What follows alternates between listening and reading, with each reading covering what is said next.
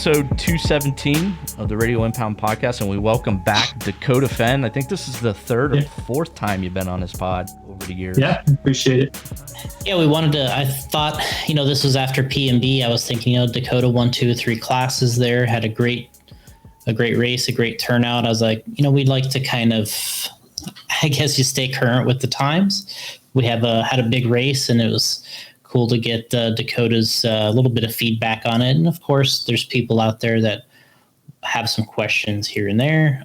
We have our own, but we had a great race at P&B, and you talked about it earlier today. You did your own live video talking about some things on the event, some new products we were working on. But I'll talk about P&B. What's it like doing that type of an event, and how many times have you been to it?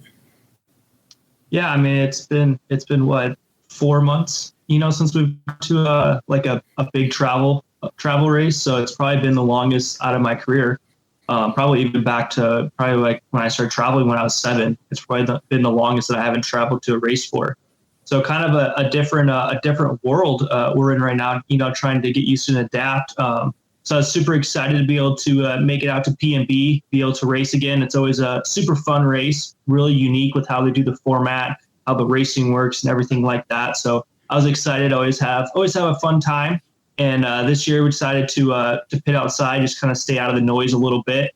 Normally we'd be pitting in the building, and it just makes the event very long and tiring. So brought the trailer down and hung out there with the team for the weekend.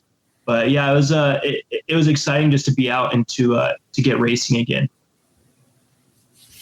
And P&B is a little different. I want to say Paul and I started going to these kind of one-off 8-scale races where they build it in a building. It was, I want to say back as 2009, 2010, somewhere around there. We did AMS for the first time, and then it seemed like shortly thereafter we were hitting a lot of these type of events. And now Dave Lycum, who runs the Race Time Entertainment, has 5 events through the year.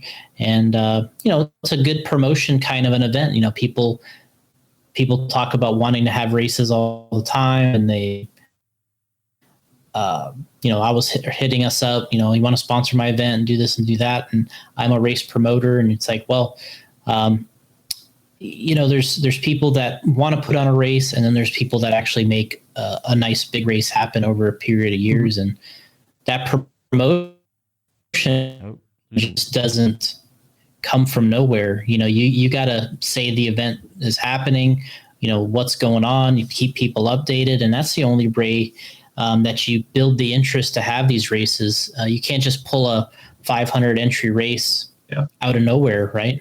Yeah, it takes a while, and he's been in the game for a long time. Like you said, he has 5 pretty major races that a lot of guys do every year that he's pulling in a lot of entries. I mean, I think pretty much all of them are 400 plus on the entry count. So they're big events, and obviously he knows what he's doing.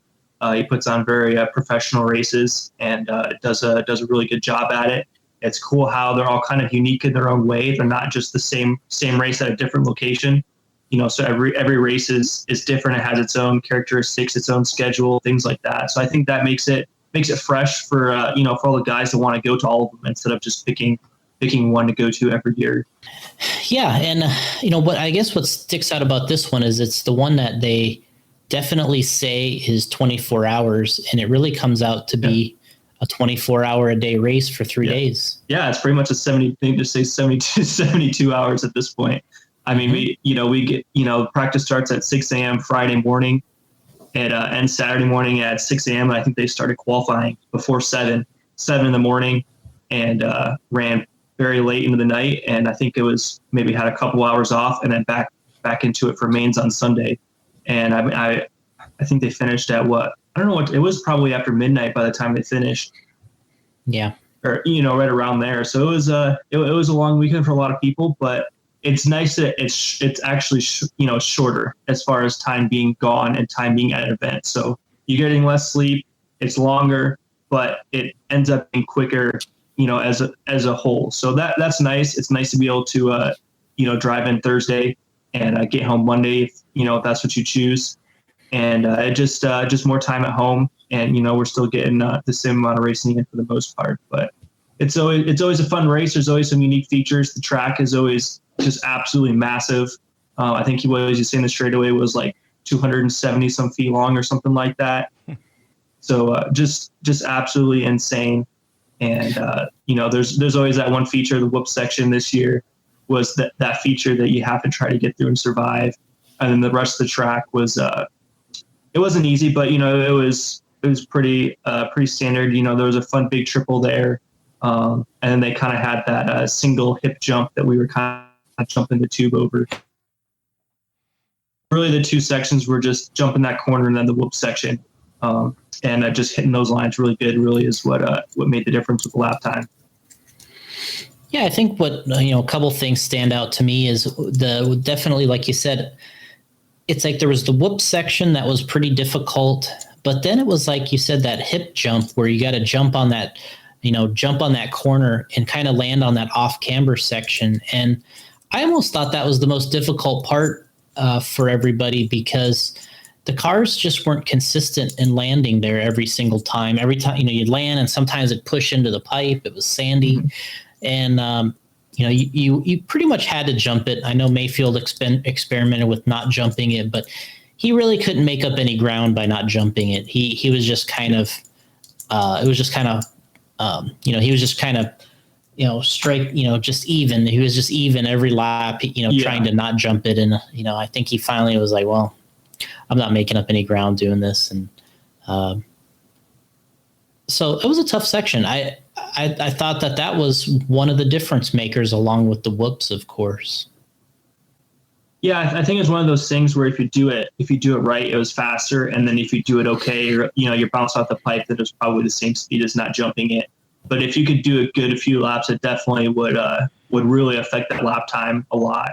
But it was one like you were saying, it was hard because I think the mound was pretty flat.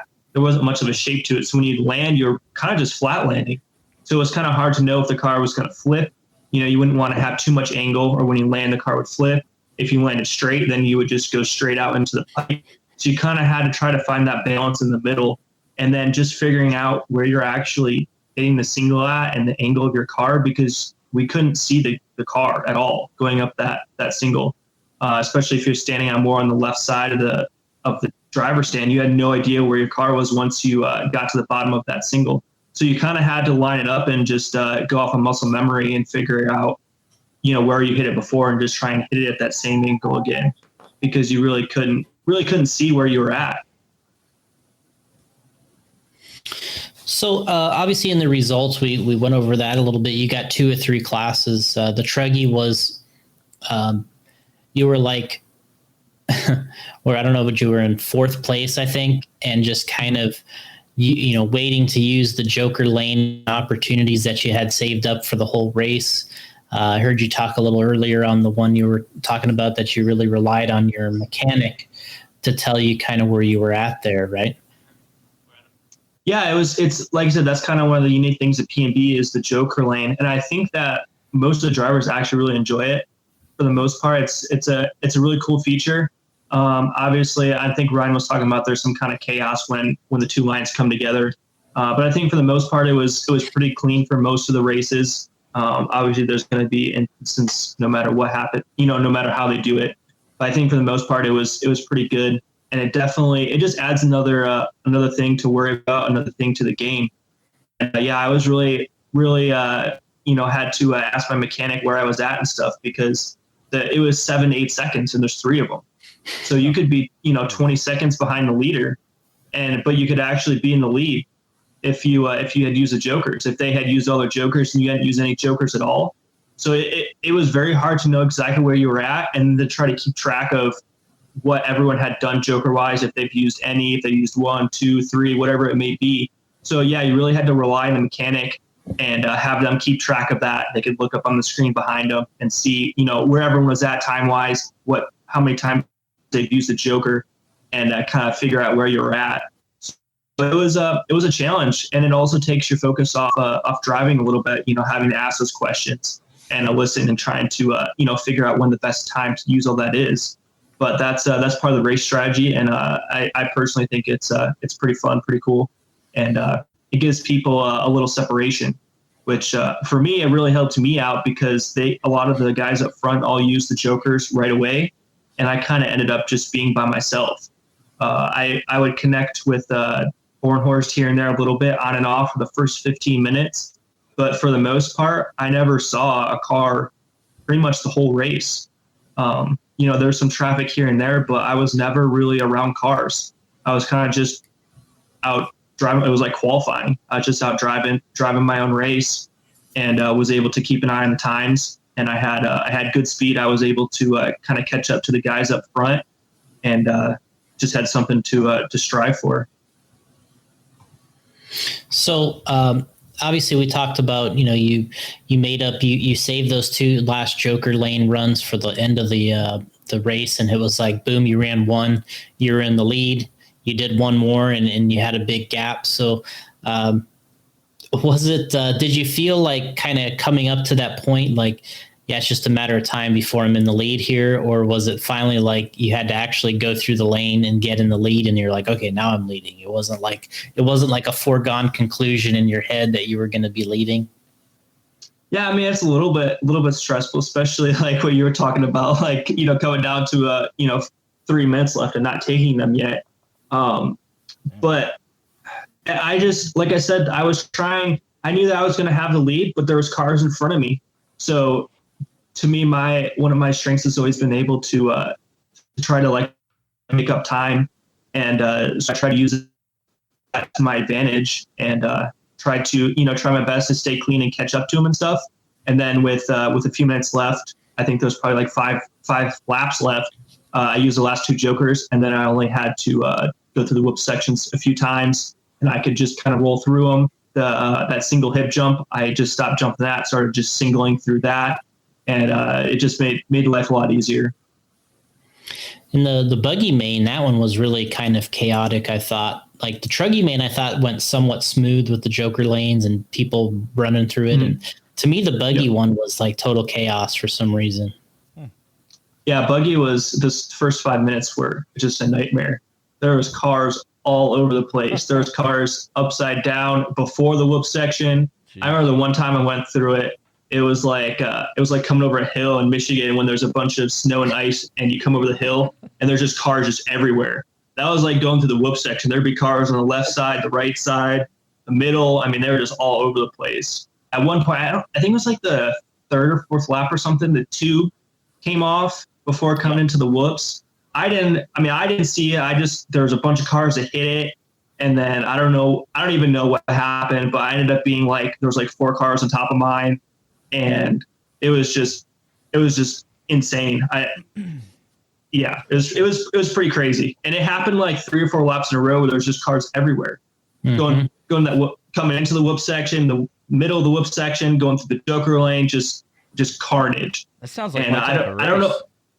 Yeah, it was pretty crazy. I don't know why. I don't know why it was like that just for Nitro Buggy, because E-Buggy was super clean again. Obviously, there was only one joker in that, but Truggy was fine, E-Buggy was fine, but for some reason, Nitro Buggy people were just getting buck wild and going all over the place. But yeah, I mean, I was in like 13th, like after the 2nd or 3rd lap, and then like after the first pit stop, I was in like 3rd. And I mean, I don't know in correlation with with the jokers and all that, it's kind of hard to figure out, but it just, people were just all over the place. I saw a couple of people do it just because they were so frustrated. Like they were just like, they would make a crash and they would just say, you know what, I'm just, I'm going to wipe that crash clean and go through the joker lane. So they actually, they only wiped out a crash. They didn't get the advantage of running through it, but it was the buggy was, that was a tough one to watch at times, but guys just running through. And that's where a lot of the incidents we were talking about where lines were kind of interfering and 2 guys going at once, and tough race. And then we got into the e-buggy class where I was thinking it was just going to be a disaster, and you guys handled it well. I mean, I don't think you had one crash until like when the race was already kind of decided. You had one little bobble, but I thought that was your best run or your best car of the weekend. It looked like in that buggy main or the e-buggy main, it looked amazing. Yeah, I decided to go with a different tire than when I ran with Nitro Buggy. Nitro Buggy, I ran the Blue Stalkers, which is what I had run in Q2, and I thought they're really good. I think for the main, the track had gotten a little bit too rough to have that much pin flex. So I went back to a Blue Reflex for e-buggy, same as what I had ran in Nitro Truggy. And they were super, super good, really stable, and they didn't catch the ruts at all. So that was the best that my e-buggy has been, I don't know, probably ever. It was always, it was good in qualifying and stuff, but that main event, just with that tire choice and how the track was and stuff, it was just absolutely amazing. It's always a great feeling when you go out there and everything just goes your way. Your car's flowing, you're flowing with the car, and you're just driving around, and it's going fast, and you're not having to push or anything. You're hitting all your marks. I got through the whoop section pretty clean every lap, and I just had one mistake there at the end. But yeah, for the most part, it was a clean run, and it was a great way to finish the weekend off. So let's talk about your electronic setup a little bit in your e-buggy. A lot of the other guys, we've talked to, and but you're running the Trinity Power in most all your electric cars. So what do you got it set up like in the e-buggy right now? Yeah, so for this weekend, I actually had a pretty different setup from what I normally run. They recently came out with a new RPM rotor, so it has quite a bit more top end, which is good for P&B, obviously, with the track being that big. And then it smooths out the bottom a lot, so it makes it a lot easier to time jumps, makes it a lot easier to go through that whoop section. I was able to time that really well. So that was a big advantage for me, and really helped smooth that bottom out. With e-buggy, you have so much torque already. You don't need all that. So really helped smooth that out, gave me some more top end, which never hurts at P&B. And then I ran two 2S stuck together. So pretty much like an LCG style pack. So I had a lot more room, was able to run the JC body on there now for the e-buggy as well, which was super nice to be able to do.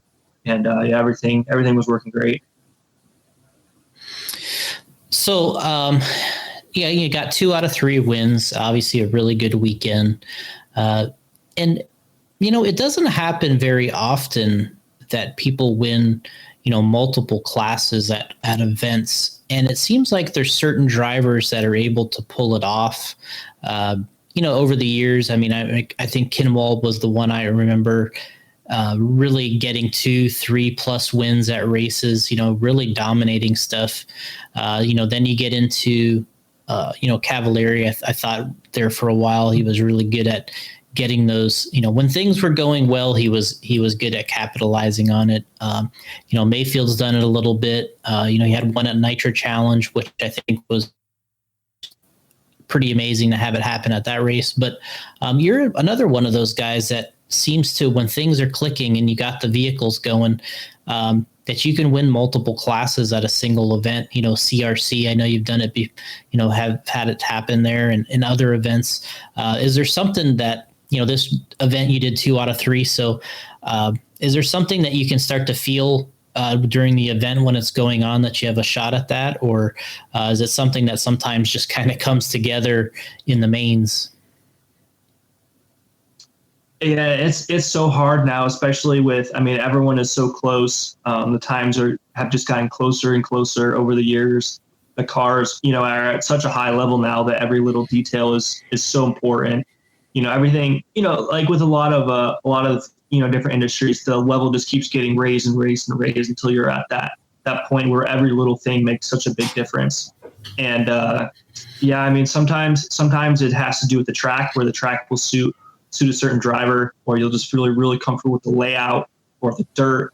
Sometimes you just have a really good program going into it. You have your tire prep on point, and you're picking the right tires, you're picking the right, sauce if it's 10 scale, and everything is, you're just making the right decisions. But yeah, it's definitely tough. There's a lot of good drivers out there, and the cars, all the cars have to be absolutely perfect. The setup has to be on point. Like I said, the engines, electronics, the tires, everything just has to be on point and going your way. And that's hard to do at this level, especially with multiple vehicles. But you just gotta, when you have an opportunity and that chance, you have to try to capitalize it and make it count when you can. Yeah, absolutely. And it seems like, there's a handful of guys out there that can do it, can get that done. And it's been kind of cool, over the years to just see the people that can actually pull off something like that. I mean, if somebody is going to sign up and run a club race and win 3 classes, it's not exactly the easiest thing, to win all 3 in one night at a race. But then you go to a big race like this, and being a guy that can pull off 3 monster wins on one weekend, that's really impressive, I think, to see, and it doesn't happen much over the years. Yeah, and I mean, like I said, it's hard enough to win one as it is, having your program and everything goes to go with one vehicle, but then to have it with 2 vehicles or 3 vehicles or whatever is very difficult. And there's the changing track conditions. I was actually kind of off the pace for most of practice going into. I got there like 10-ish a.m. in the morning Friday and ran pretty much straight through until 2 a.m. Saturday morning.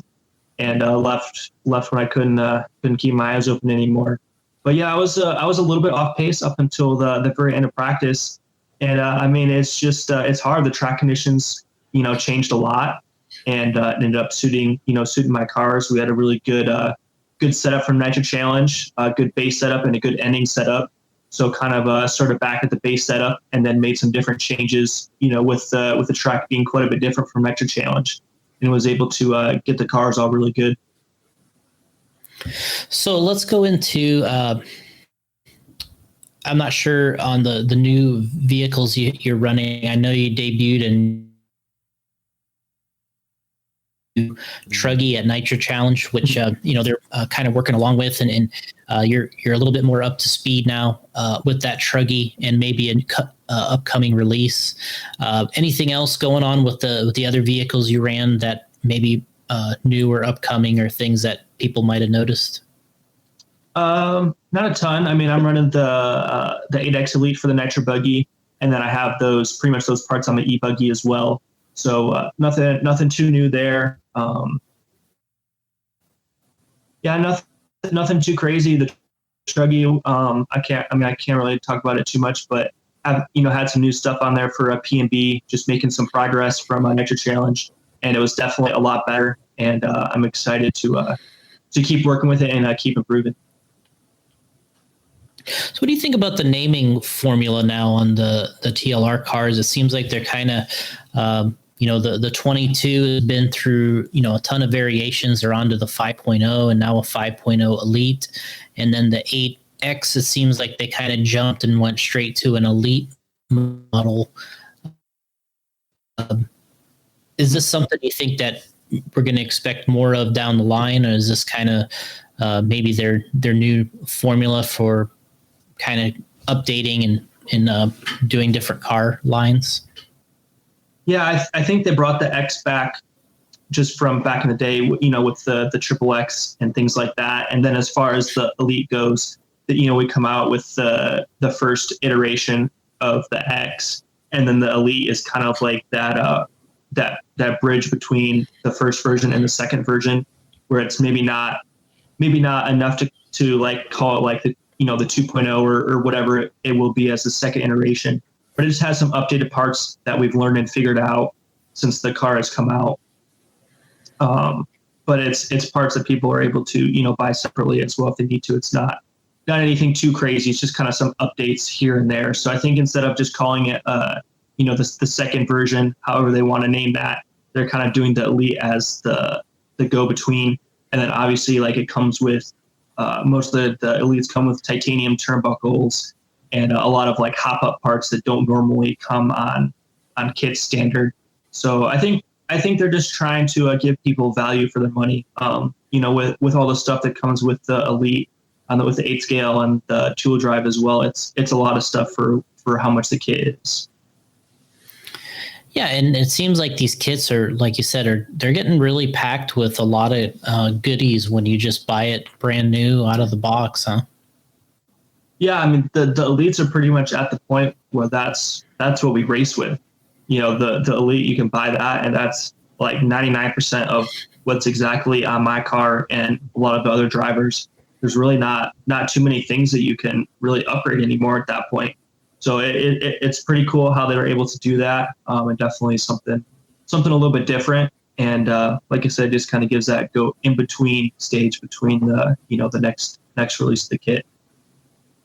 So let's talk about, you did a little video today, your own live video. So, you're really, you're really livening it up here today, but what were some of the items you talked about in that? I mean, obviously you don't have to get super detailed like in your own video. If somebody wants to know, they can jump over there, but we discussed doing a couple things, and you revealed a couple things that you updated your cars with.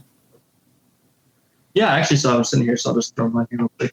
But yeah, I got the P2 body for the 2.0 painted up, ready to go.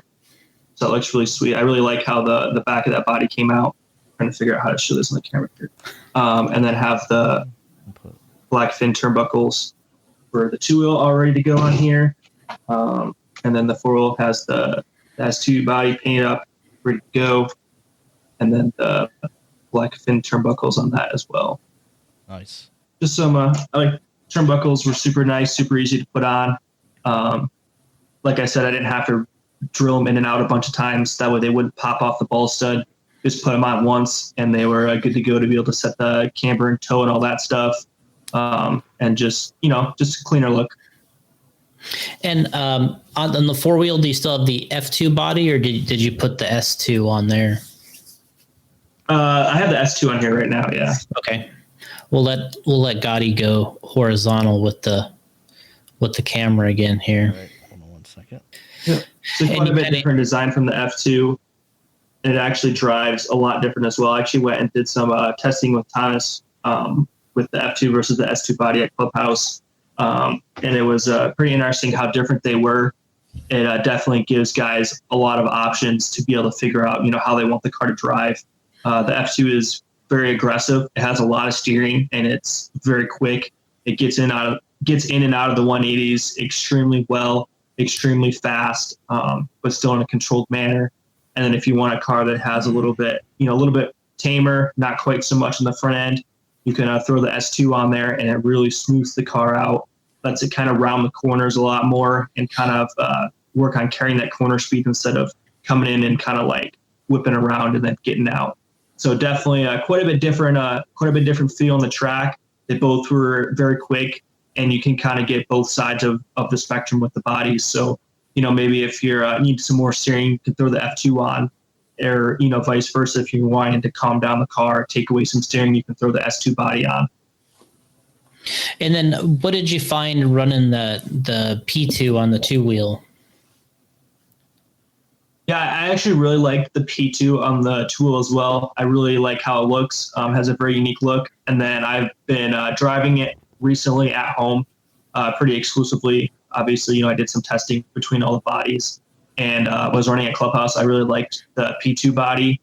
Clubhouse, when I was running, was wet slicks, so pretty aggressive and pretty grabby.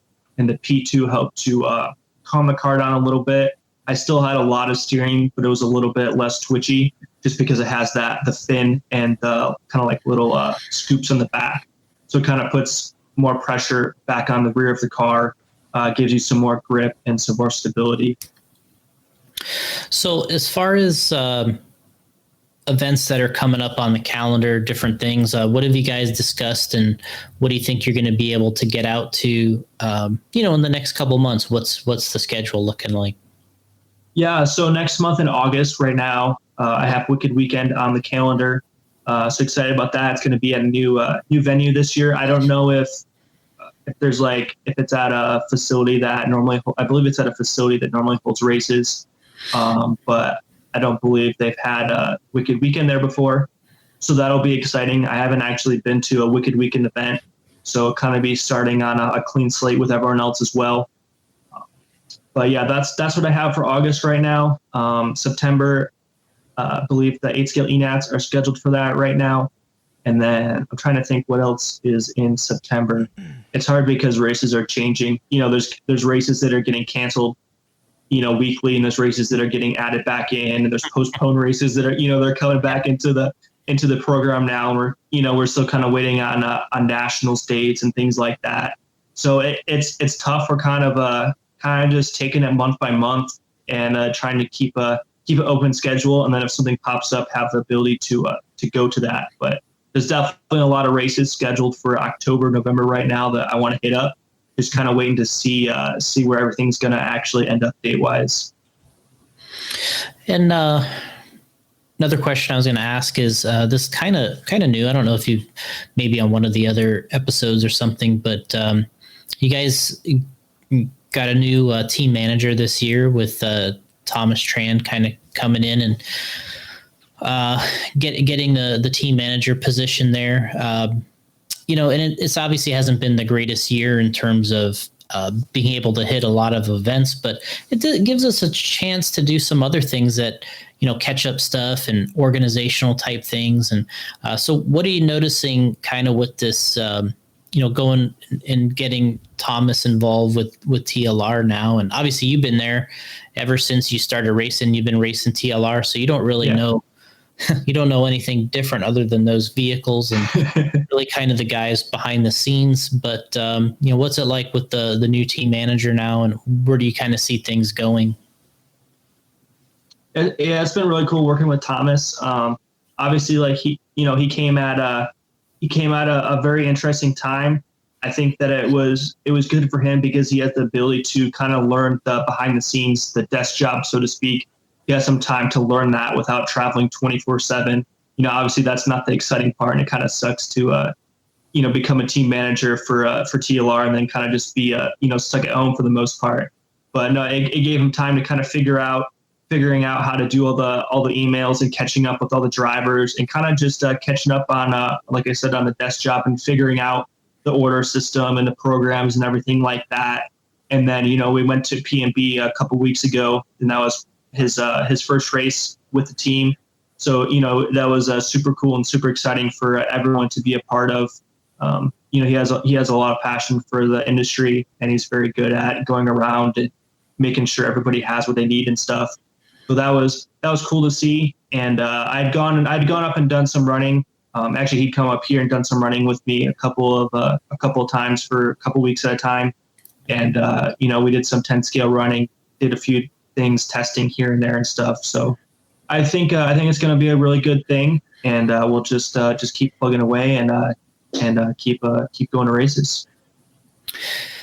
I get people asking occasionally, I don't know if this is something that you've filled out or done lately, but is there I thought I saw something, maybe there's like a new setup sheet for the TLR cars or something to that effect? Yeah, they recently came out with some new setup sheets. They don't have them for all the vehicles yet. They have them for quite a few of them, and just kind of a different way of doing things. It's a lot different. It kind of takes a minute to get used to it, but the information is a lot more organized. Instead of just having the front end and just having a sheet and it just has everything listed in a row, it kind of separates things out a little bit, and just makes it easier to read, easier to figure out what you're actually looking at, and you can kind of find the information a lot quicker. Like I said, the old ones were kind of everything was just kind of in a list, and you'd have to read down every single thing, try to find what you were looking for. It was kind of just all hidden in there. So it's a little more separated now, and just easier to read.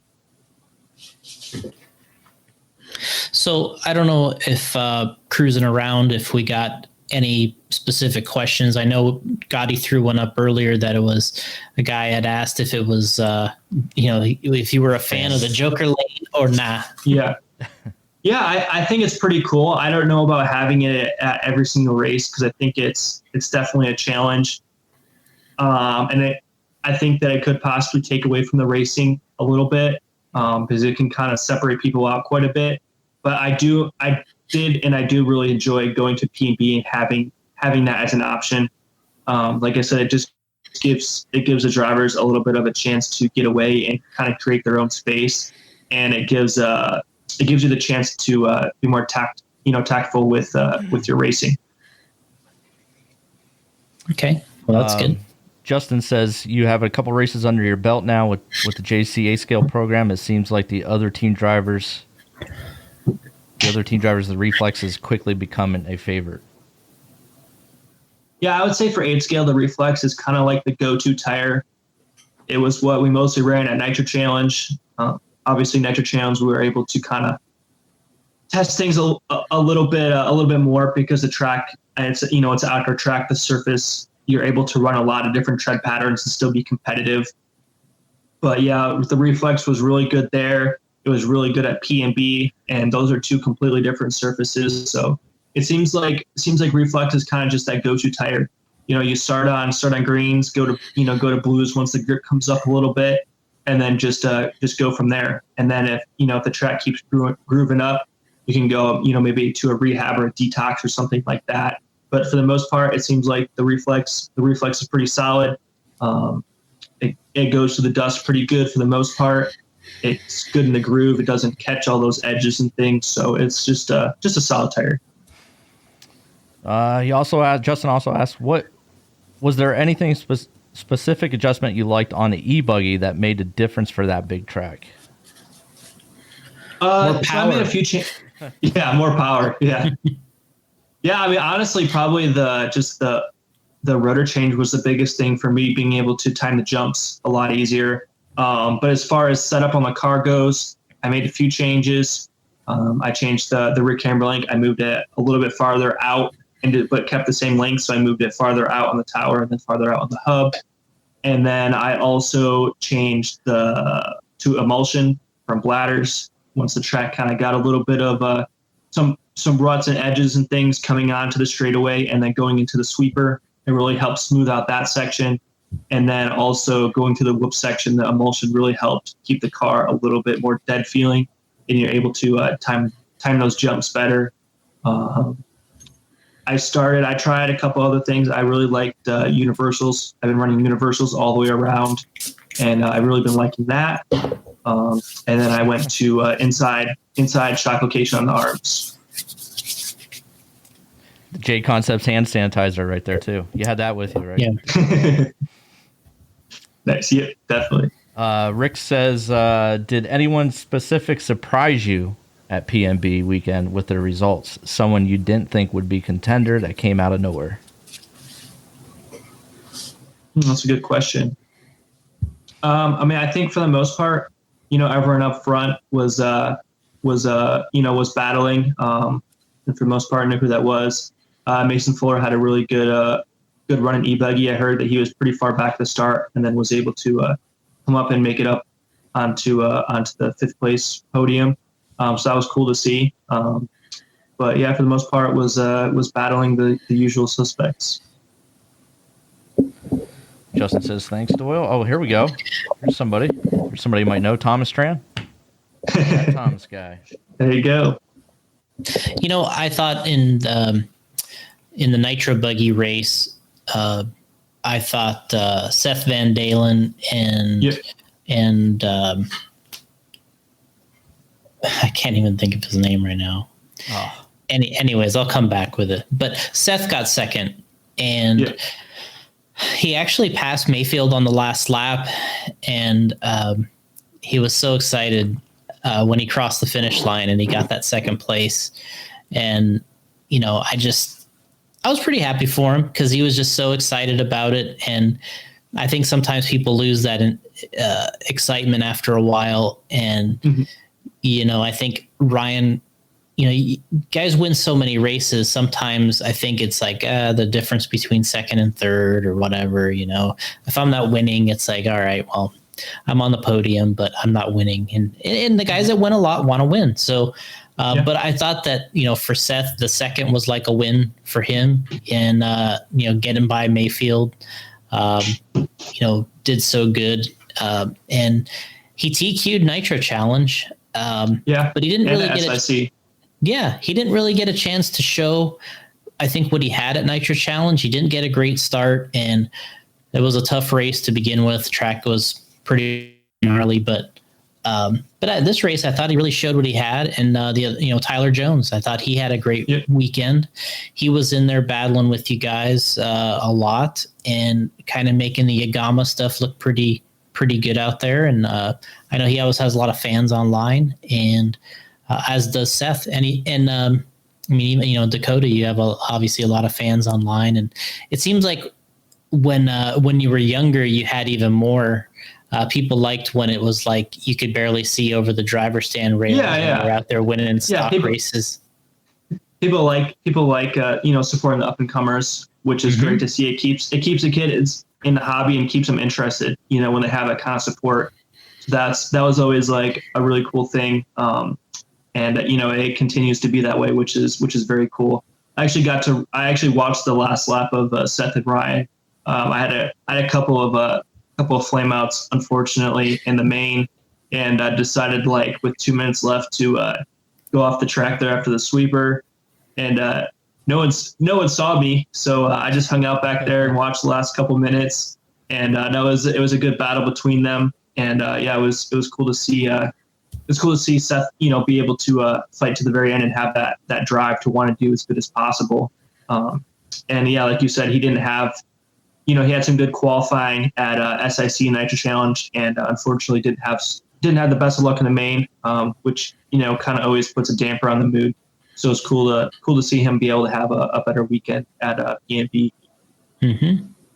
There's a lot of guys now, like Nitro. There's a lot of guys that can be up there battling for those podium spots. It's fun to watch for sure. It is. I mean, you're there all weekend, and that Nitro Buggy main is, the one you always kind of want to watch. And then Truggy is always so great because you can really blast through. Truggy, you can blast through those whoops more. And I mean, I want to say did you triple quite often? I was. And then you just would kind of nose wheelie the rest of it. Yeah. My main line was triple double, and then kind of just singling through.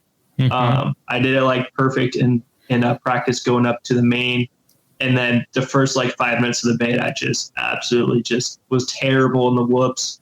I think that's kind of one of those sections you just have to commit, and I think I was just trying to be careful on it. If you don't hit your line, then you're done. So I think because me and Ryan both actually crashed there on the first lap. And I think I went triple double, and then so I was on a different rhythm, and I was kind of just putzing through them in the back, just hit, I don't know, a hole or a high spot or something, and just went straight over the front super quick. And definitely I didn't want to keep making that mistake, but I did for a few minutes. Yeah, it was a fun event, and I'm looking forward to the Wicked. Hopefully, it's an outdoor event. It's going to bring a little different of a flair, I think, and I'm actually looking forward to being outside and seeing you guys do it outside, because it seems like typically anyway the track will gain a lot of traction, if the sun's out. So that's what's really fun to watch, is when you guys can really get on it. You got a ton of traction, and should be fun. Yeah, definitely. Yeah, normally more grip and more blown out. It makes it more interesting. Chris asks, what is the least enjoyable maintenance task you have to do? What comes easy for you besides driving? Least enjoyable maintenance task.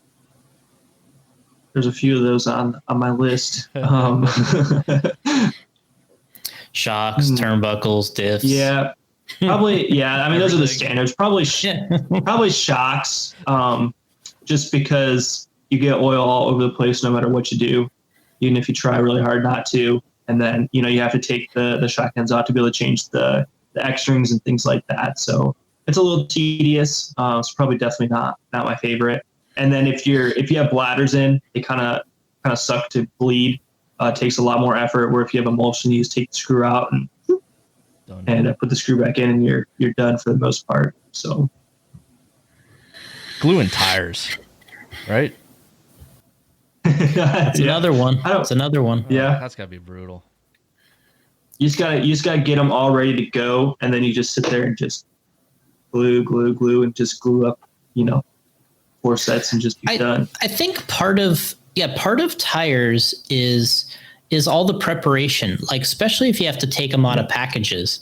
So if you have a helper at all at races like this, it cuts out a lot of work if they're just able to take everything out of packages, set it up for me, and then you can do the cleaning, do whatever.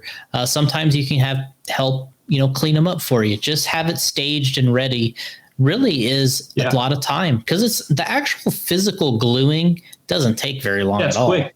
Yeah, it's the quickest part. Yeah, it's all the rest of it that goes into it. And if you have help kind of prepping and getting ready and to stage it for you, that's really a huge help at these events. Yeah, you have to take them out of the package, punch holes in them.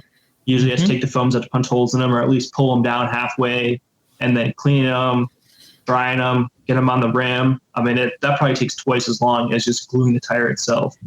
Yeah. So normally I'll try and have, if possible, have someone, Chloe or someone help prep all the tires, and then I can be working on the cars, and then I can just switch over. Once the cars are done, glue them up real quick, and it saves a lot. It probably saves a couple hours by the end of the weekend. Jeez. Yeah, honestly. I bet you it does. Danny Mack says PMB looks so epic. Love how they kind of make it look like a motocross show and a special features. Yeah, I mean, they put on a show. Rick says having the big events is great, but how do we attract spectators, especially for the pro mains? Yeah, I think that's probably a little hard right now at this moment, but yeah, every week that's always been the question. Yeah, it's a question. I mean, it seems like I always get into this question, but obviously besides what's going on at the moment, but at these events, it's also hard to predict and show when the main event is going to be. I think to have spectators, and they have to know that they're going to watch something good. You have to say 5:30 p.m. main event's going to go off. You got to be in attendance here. That's part of it. The second part is we talked about last week, which was it has to be interesting enough to people that they want to watch, or that they're going to go out of their way to drive somewhere or attend something to watch one of these events. The main also can't be at midnight. It's got to be at a reasonable time. So all these things play a role. I think the best that I've talked about before, the best entertainment event I've ever seen was we essentially did one just for the spectators at Motorama one year. It's back when they were doing Nitro. I can't remember if you were running that Nitro event or not. Yeah, I think they only did it 1 year, didn't they? The Nitro. Yeah. Okay. Yeah, I was there. I remember that. You had to wear a gas mask, right? Yeah, it was pretty bad. I remember they shut us down for a couple hours because the smoke went through the hallway and was like into their car show, and even went into like the little supercross track they had going on. It was pretty bad. It was really bad. That's probably one of the worst indoor smoked out building experiences I've had. And that event has the ability to have the spectators. And at that race, what they did is they asked Gotti to basically put on a special one race that was just for spectators. So they were able to put up signs in around Motorama that stated, hey, 5 o'clock, there's going to be this main event to watch on the RC track. And Scotty lined you guys up, and everybody just said, hey, kind of make it look good. There was nothing really on the line, but Scotty approached it like it was like the biggest main event in the world. And I remember that being fantastic to watch. I don't remember Drake, obviously, if you were in Mayfield, and I remember Taylor Peterson being in it, and all these guys. And I remember, you guys could actually pull wide and let somebody go, and the spectators didn't really realize what was happening. Yeah, but they just you're able to slow down a little bit and push a little wide, and just put on. Yeah. It was cool though, because everyone was able to do that, and it was it didn't matter. We were just like, hey, let's just have a good time and go have fun. I forgot about that. I remember that though. It was super fun. Yeah, and I thought that was a great way to do a spectator kind of event. You could plan the time. You could kind of put people through the paces of what a good race looks like, and also kind of bump it up a little bit and make it even more exciting. Where I remember there was a point in the race on the back where Mayfield just went wide and Drake went inside, and it looked like a great pass. And And then the spectator's like, oh, cool, a good pass. And then Ryan, since he was wide, he just decided to jump a jump that you don't normally jump. And then they went crazy because he jumped over the top of them. So it worked out really well at that event. And that was, to me, what I could see as a spectator type of thing. Yeah, it's hard too when you have these races with 700 entries. There's so many races, being able to figure out like when a certain the main event, so to speak, is going to run, and what time it's going to be, and to be able to figure that out is just it's a challenge. Kyle says he's here to answer questions if need be. Yeah, Kyle Predmore, he's always here to support with answers. But I think in general, if we don't have any other questions, we can let Dakotah give us a shout out to all of his supporters, sponsors. We can let him go, and then Gotti and I can chit chat a little bit and kind of wrap it up. Yeah, well, I appreciate you guys having me on again. We'll have to keep doing this every couple years or so. And then thanks to TLR for the support. Like Jason said, it's been pretty much since day one. I've been with TLR or Team Low C or Low C, whatever it has been over the years. But I've always been with them. And then thanks to Trinity, obviously to J Concepts, a new addition this year. And it's been a pleasure working with Jason and the whole team. And then OS Speed, Horizon Hobby, Stick It One Racing, Lunsford, Bradley Fine Line Designs. And I want to thank Barry Baker, especially for all the support with the 8-scale side of things. He's really helped step up my program, prepping all my cars for Nitro Challenge, prepping all the cars for PMB, and just really helping to elevate that program. And then thanks to everyone back home and everyone from around the world for all the support. I appreciate you guys, and we'll keep it rolling, keep the races going, and keep doing our best. All right. Well, thanks, Dakotah, for checking in. It was great racing with you up there at the PMB. Did a great job, and just wanted to get you on the show, chit chat about it a little bit. That's kind of always a nice thing to do, is catch up with somebody after a good event. So thanks again, and we'll see you at the Wicked weekend. That sounds good. Thanks, guys. Have a good weekend. Yeah, you too. Stay safe. See ya. Thanks. All right. Some technical difficulties there in the beginning, but it smoothed out eventually. So yeah, Dakotah good stuff. Episode 217, filling us in on PMB, and Spencer just put out a nice video today about his PMB experience, kind of showing you one is a YouTube video of him getting ready, flying out of Arizona, getting over there to Georgia, and then them driving to Tennessee. So fun video. If you want to see a little more about PMB, he's got that one up there right now.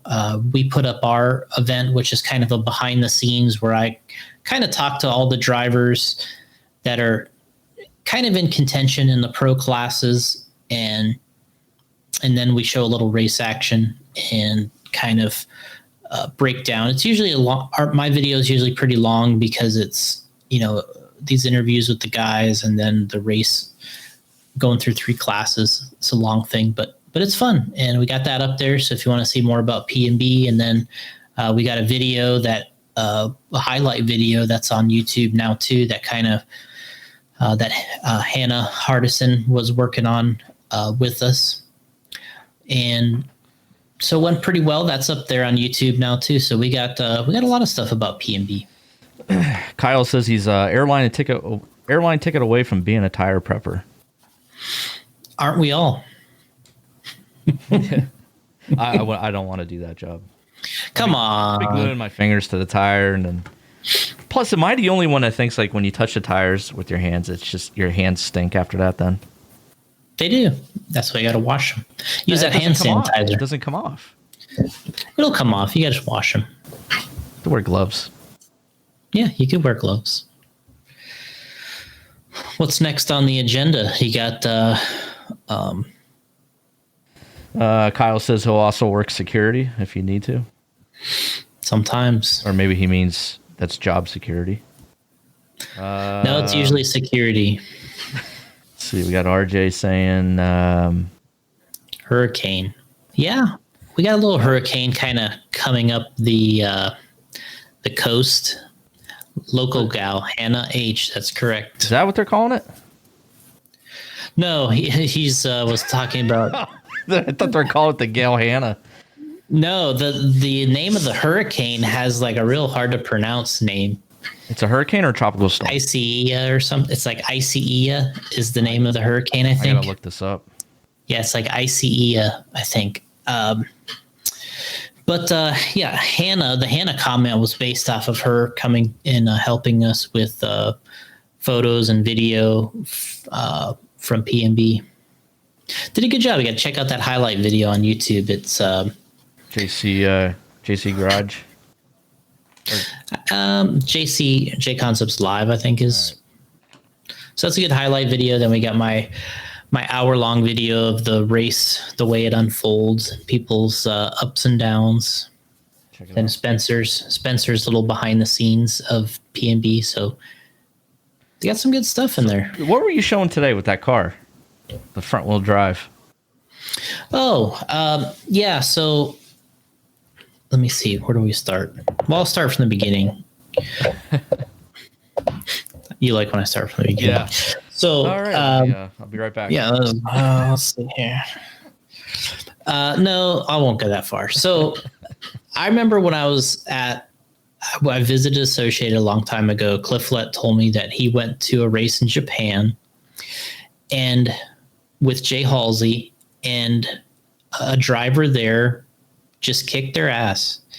And he was running a front wheel drive car, homemade front wheel drive car. Wow. And I remember him telling me this story, and I was just thinking, well, first of all, during those days, you're thinking, well, who's kicking Cliff Lett and Jay Halsey's ass? You know what I mean? Right. Like, this guy must be a superstar. But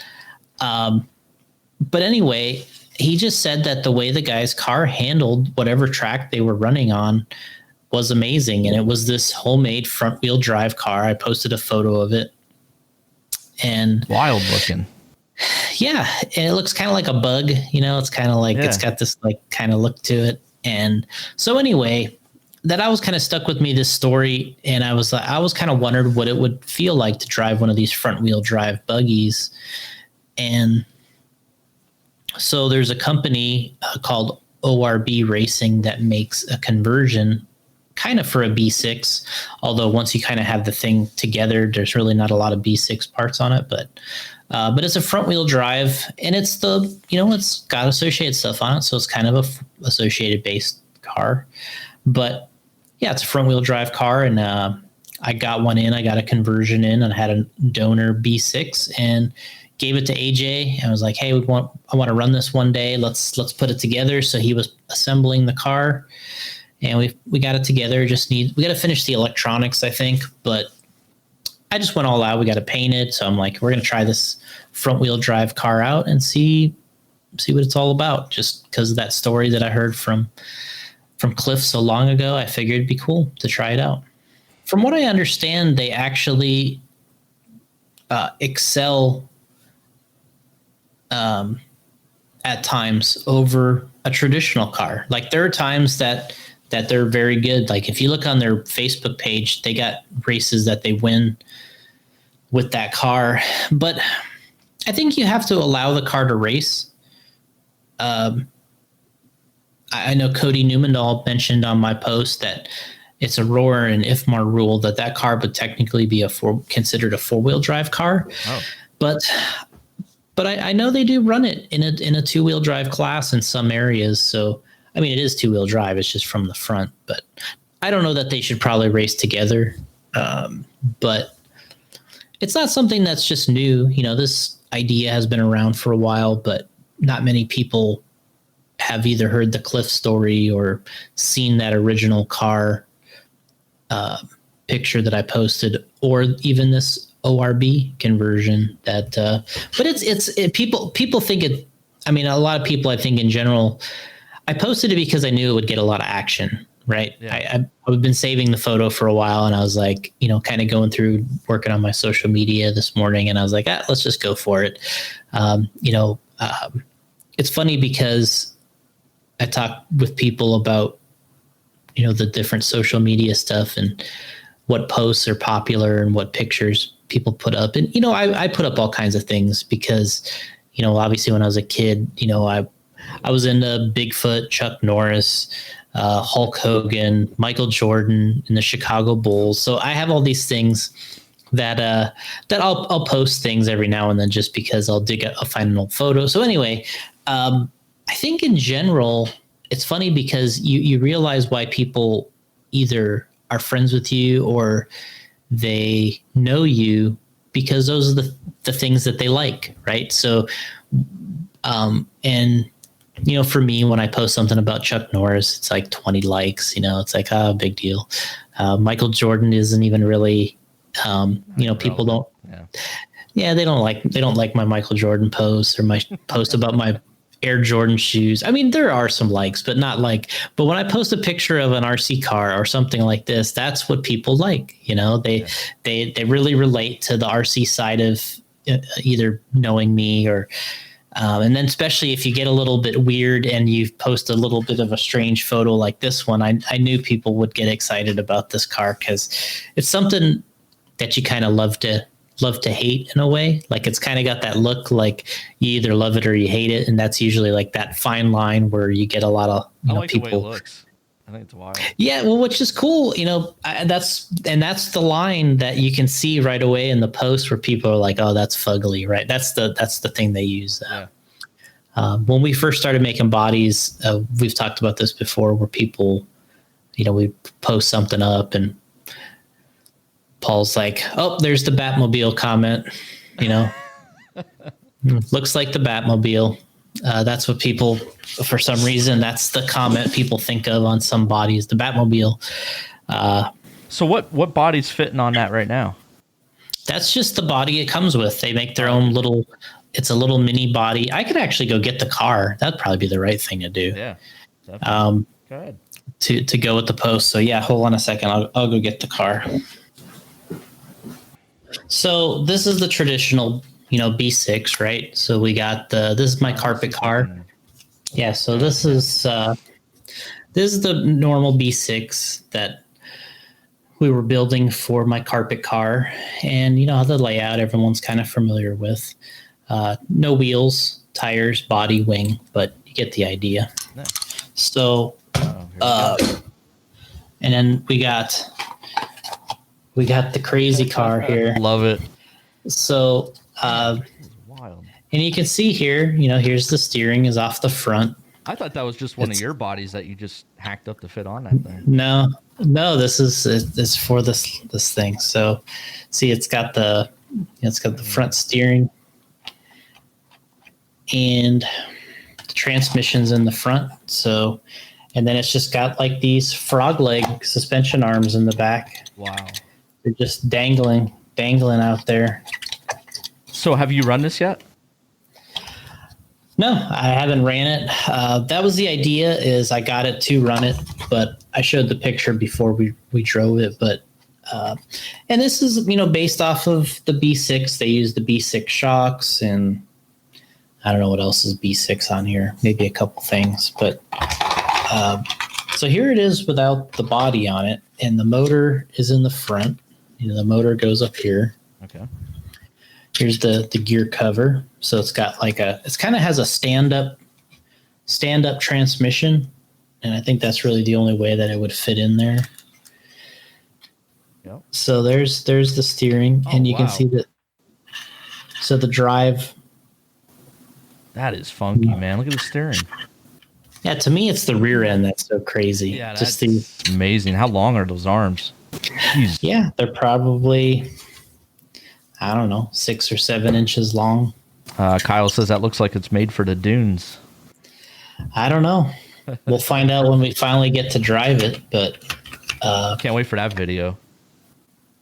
Yeah, that was the idea, is to kind of get one and just try it, because ever since I heard that story, I was interested to see what it would be like, and we got it in. And yeah, it's got a B6 diff, B6 bones and bearings. And what was the name of the company again? It's called ORB Racing. Okay. And they're on Facebook, you said, and stuff? Yeah. And they got photos of them on there racing. I think there's some videos too, but to be honest, I don't even know if I've watched a video. I just kind of. I'm gonna check it out. Yeah, you're like a good researcher. Like you'll do the research. Go down that rabbit hole later. Yeah, you'll go down that thing and like 2 a.m. I'll get this message. Okay, so I finally got to one of the videos and. Da-da-da. Are you up? Where are you guys at? Are you up? Yeah.